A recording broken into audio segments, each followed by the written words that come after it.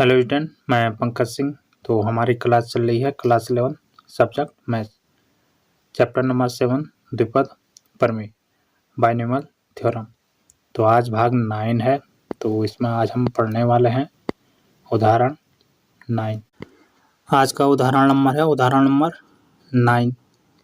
तो ये दिया गया है, यदि a plus a whole power n के प्रसार में 3 क्रमागत पदों के गुणांक 1:7:42 के अनुपात में हैं तो n का मान ज्ञात कीजिए। तो यहाँ पे आपको n का मान ज्ञात करना है।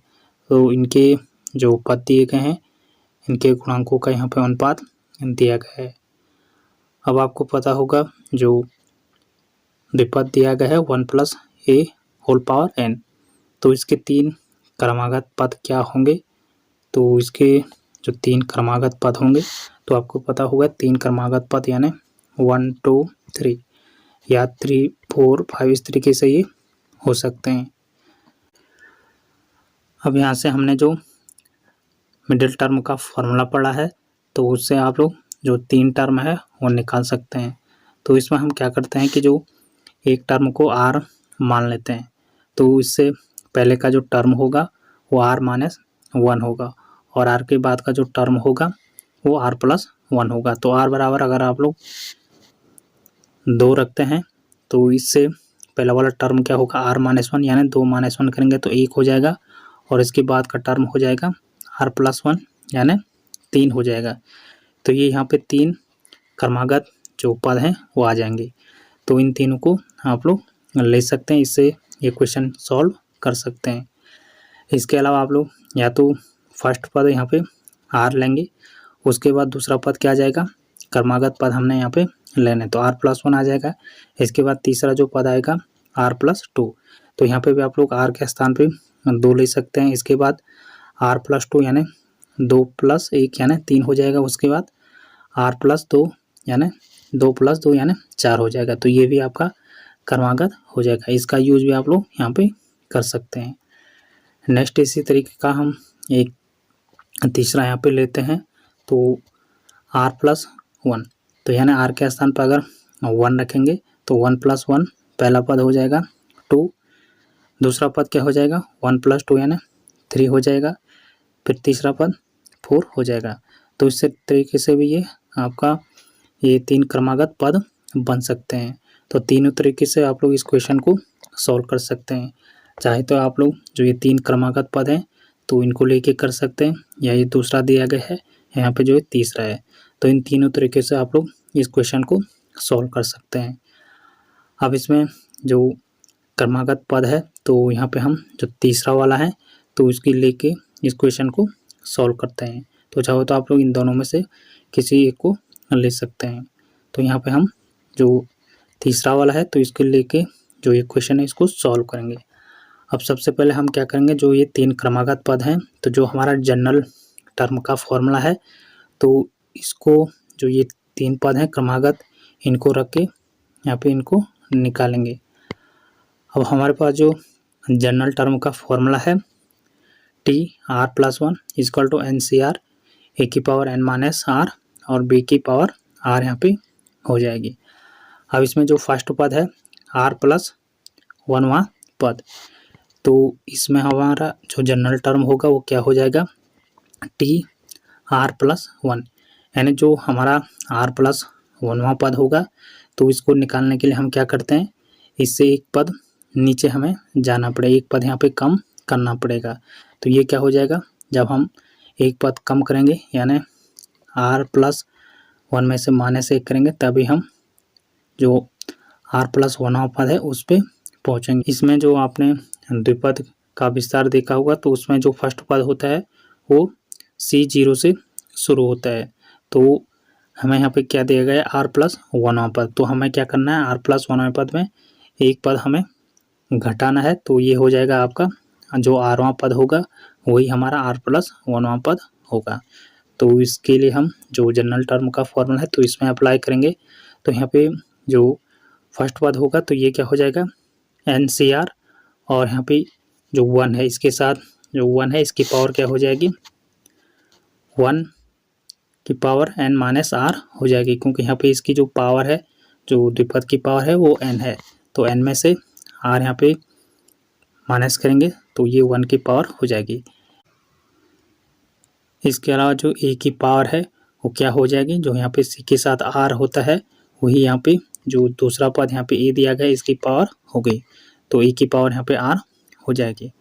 तो इस तरीके से जो पहला पद हमारा निकला है तो ये हो जाएगा NCR हो जाएगा, और 1 की पावर कितनी होगी, वो a की यहाँ पे होगी, तो ये हो जाएगा AR। तो पहला पद हमारा ये निकला। दूसरा पद इसमें है R+2, वहाँ जो पद होगा वो हमारा क्या होगा, तो R+2 वहाँ पद के लिए जो जनरल टर्म होगा वो क्या होगा, R+2 -1 करेंगे तभी हमारा R+2 वहाँ पद आएगा।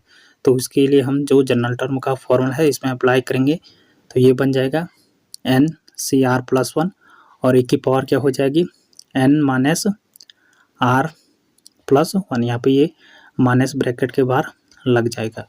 इसके बाद जो ए की पावर हो जाएगी, ए की पावर क्या हो जाएगी, जो यहाँ पे सी के साथ रहता है R+1 वही ए की पावर हो जाएगी, तो ए की पावर हो जाएगी R+1। अब इसको और सॉल्व करेंगे तो यहाँ से क्या हो जाएगा NCR+1, और ए की पावर कितनी भी हो वो 1 ही होती है, और यहाँ पे जो ए है इसकी पावर क्या हो जाएगी R+1। इसी तरीके से जो तीसरा पद दिया गया है तो ये क्या है R+3, तो इसमें भी हम क्या करेंगे, जो R+3 वहाँ पद है तो इसमें भी क्या करेंगे जनरल टर्म लगाएंगे, तो ये हो जाएगा R+3 और -1 करेंगे तो ये हो जाएगा R+2। तो यहाँ पे हो जाएगा जनरल टर्म में R+ जो 3वां पद है, तो इसके लिए जो फॉर्मूला बनेगा NCR+2, और एक की पावर क्या हो जाएगी n माइनस, ये ब्रैकेट के बाहर माइनस लग जाएगा R+2 हो जाएगा, और एक की पावर क्या हो जाएगी R+2। इस प्रकार हमने ये 3 पद यहाँ पे निकाल लिए, तो ये 3 पद यहाँ पे क्रमागत होंगे। अब हमें क्या करना है, यहाँ पे दिया गया है जो क्रमागत पद हैं इनके जो गुणांक हैं इनके यहाँ पे अनुपात दे रखे हैं, तो हमें केवल यहाँ पे अनुपात से मतलब है, केवल हमें यहाँ पे अनुपात इनका दिया गया है, तो इनका जो अनुपात दिया गया है उसी को हमने यहाँ पे लेना है। तो इनके साथ जो गुणांक हैं तो उनका यहाँ पे अनुपात दिया गया है। तो फर्स्ट जो पद है इसका गुणांक क्या है NCR अनुपात हो जाएगा, दूसरे पद का जो गुणांक है NCR+1, और तीसरे पद का गुणांक हो जाएगा NCR+2। तो ये इन तीनों का यहाँ पे गुणांक दिया गया है। अब हम यहाँ पे क्या करेंगे, जो तीनों गुणांक दिए गए हैं तो फर्स्ट जो गुणांक है और जो सेकंड गुणांक है तो इन दोनों को डिवाइड करेंगे। तो यहाँ पे हम लिखेंगे जो फर्स्ट गुणांक है तो NCR अनुपात हो जाएगा NCR+1। ये हमारा कितना दे रखा है, पहला पद का गुणांक 1 दे रखा है, और दूसरा पद का जो गुणांक दिया गया है वो कितना दे रखा है, यहाँ पे 7 दे रखा है। तो ये यहाँ से हो जाएगा NCR अनुपात NCR+1 इक्वल टू में हो जाएगा 1:7। अब इसको हम और सॉल्व करेंगे तो ये हो जाएगा यहाँ से NCR अपन हो जाएगा NCR+1, और यहाँ से 1/7 हो जाएगा। अब यहाँ से जो गुणांक दिए गए हैं तो इनको हम सॉल्व करेंगे। जो फर्स्ट गुणांक है NCR तो इसका हम विस्तार करेंगे तो ये हो जाएगा यहाँ पे फैक्टोरियल n -r हो जाएगा, और यहाँ पे आ जाएगा फैक्टोरियल r। नीचे वाले गुणांक को भी सॉल्व करेंगे तो ये बन जाएगा फैक्टोरियल n हो जाएगा फैक्टोरियल n -r+1 हो जाएगा, और यहाँ पे बच जाएगा फैक्टोरियल r+1। अब इसको सॉल्व करेंगे तो ये नीचे वाला ऊपर चले जाएगा, तो ये हो जाएगा फैक्टोरियल n यहाँ पे हो जाएगा फैक्टोरियल r, और फैक्टोरियल n -r हो जाएगा, इनटू में आ जाएगा, नीचे वाला ऊपर आ जाएगा, तो यहाँ पे हो जाएगा आपका फैक्टोरियल r+1, और इनटू में आ जाएगा फैक्टोरियल n -r+1 हो जाएगा, और नीचे आपका यहाँ पे आ जाएगा फैक्टोरियल एन। तो ये यहाँ पे इतना बन जाएगा। अब यहाँ से फैक्टोरियल एन से एन कैंसिल हो जाएगा। अब यहाँ पे ऊपर बचेगा फैक्टोरियल आर प्लस 1 और फैक्टोरियल एन माइनस के अंदर मल्टीप्लाई करेंगे तो माइनस आर हो जाएगा और -1 हो जाएगा। नीचे आपका बचेगा फैक्टोरियल आर और फैक्टोरियल एन माइनस आर यहाँ पे बच जाएगा। तो ये इतना आपका हो जाएगा। अब यहाँ से जो फैक्टोरियल आर प्लस 1 है तो इसका विस्तार करेंगे तो ये क्या हो जाएगा, आर प्लस 1 हो जाएगा। और फिर यहाँ पे क्या आ जाएगा, फैक्टोरियल आर प्लस 1 और -1 हो जाएगा। और इंटू में आपका क्या आ जाएगा, फैक्टोरियल एन माइनस आर -1 हो जाएगा। नीचे यहाँ पे जो आर है तो ये यहाँ पे आ जाएगा फैक्टोरियल आर। अब यहाँ पे जो एन माइनस आर फैक्टोरियल है तो इसका भी विस्तार करेंगे। तो इसका विस्तार करेंगे तो ये क्या हो जाएगा, एन माइनस आर हो जाएगा और इंटू में आ जाएगा फैक्टोरियल एन माइनस आर और -1 हो जाएगा। अब इसको हम और सॉल्व करेंगे तो फैक्टोरियल एन माइनस आर -1 से ऊपर का फैक्टोरियल एन माइनस आर और -1 कैंसिल हो जाएगा। अब यहाँ पे जो आपका बचेगा तो ये इतना पोर्शन बच जाएगा।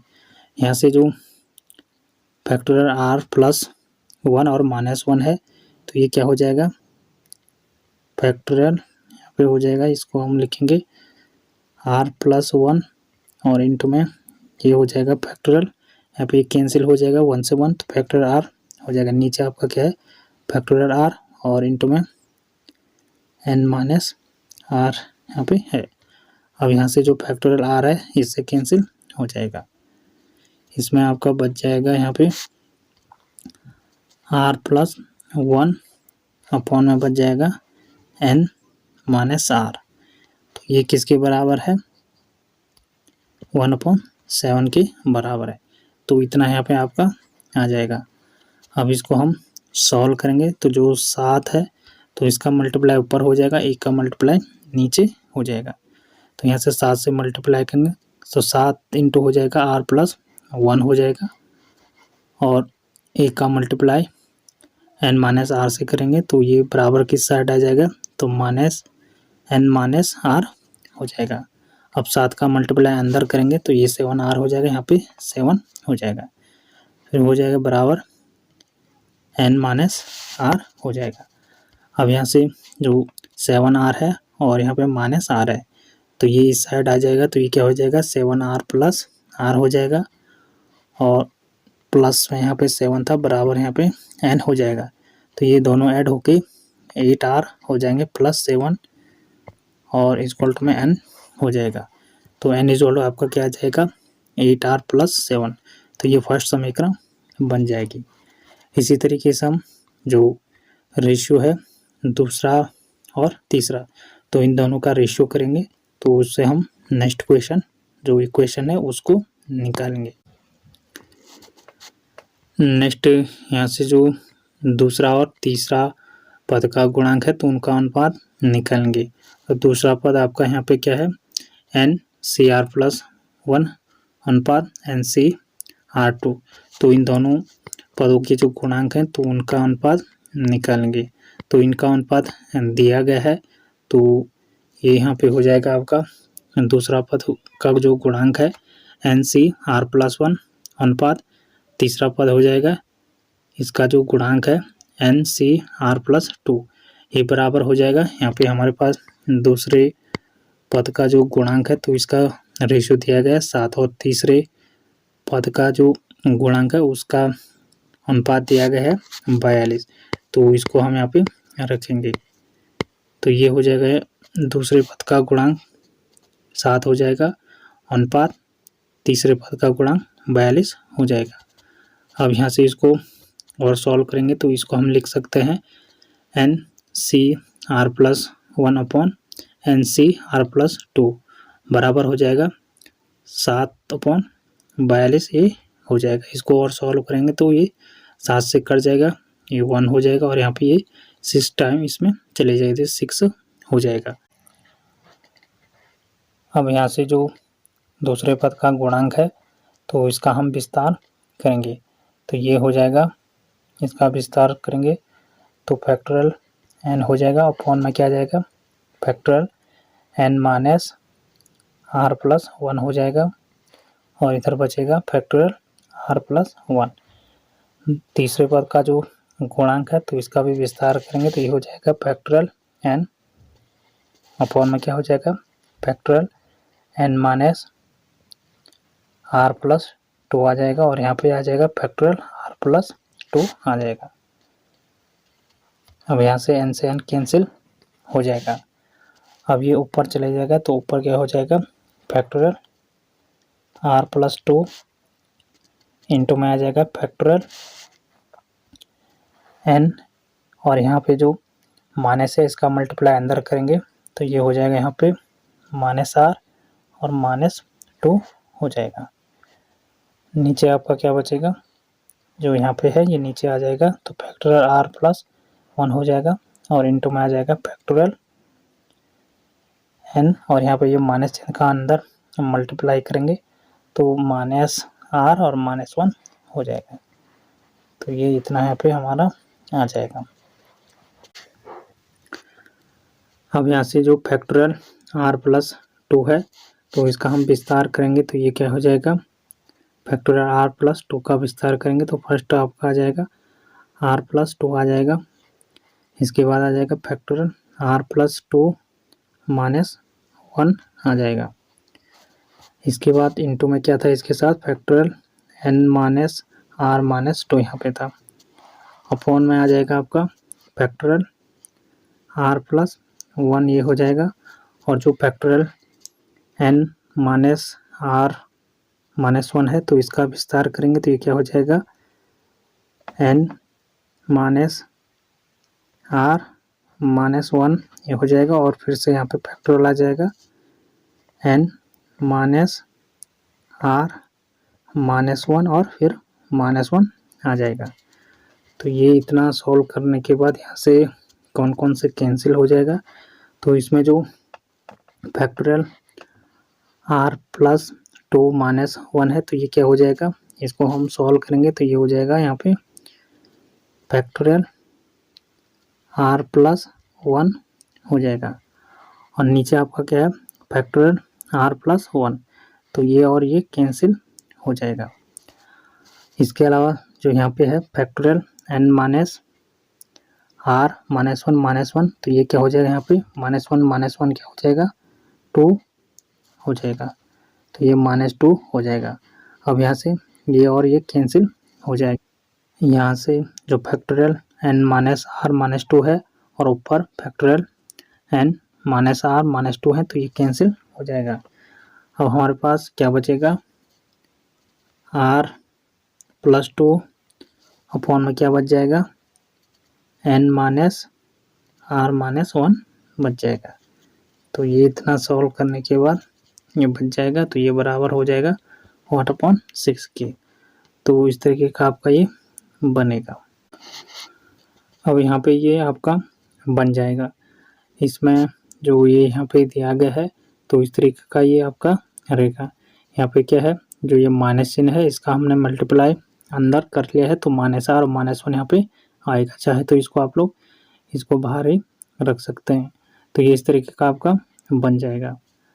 अब यहाँ से इसको सॉल्व करेंगे तो ये 1/6 है तो 6 का मल्टीप्लाई इसके ऊपर हो जाएगा और 1 का मल्टीप्लाई इसके साथ हो जाएगा। तो ये हो जाएगा 6 इंटू r प्लस 2 हो जाएगा, और यहाँ पे 1 का मल्टीप्लाई करेंगे तो n माइनस r माइनस 1 हो जाएगा। इसमें यहाँ पे जो 6 है तो इसका मल्टीप्लाई अंदर करेंगे तो ये हो जाएगा 6r, और यहाँ पे 2 के साथ करेंगे तो प्लस 12 हो जाएगा। बराबर की साइड बच जाएगा n माइनस r माइनस 1 हो जाएगा।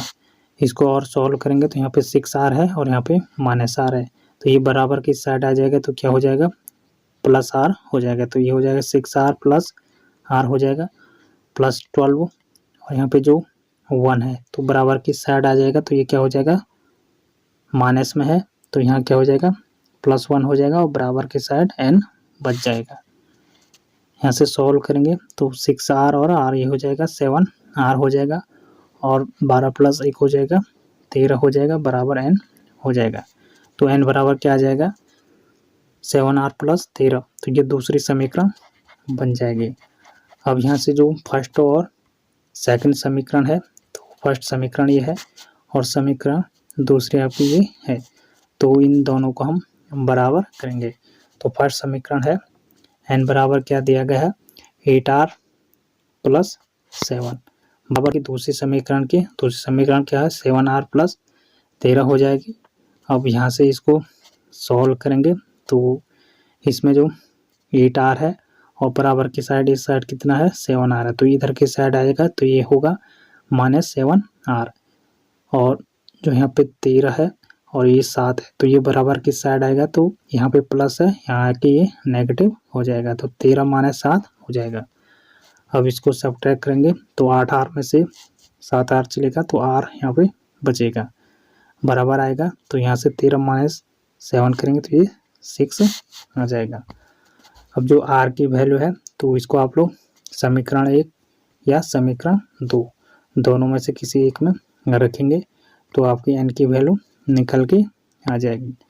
तो किसी एक में रखेंगे तो हम इसमें जो फर्स्ट समीकरण है इसमें रख के देख लेते हैं। तो n बराबर जो फर्स्ट समीकरण थी 8r + 7, तो r की वैल्यू हमने रखी यहाँ पे कितनी है, 6 है।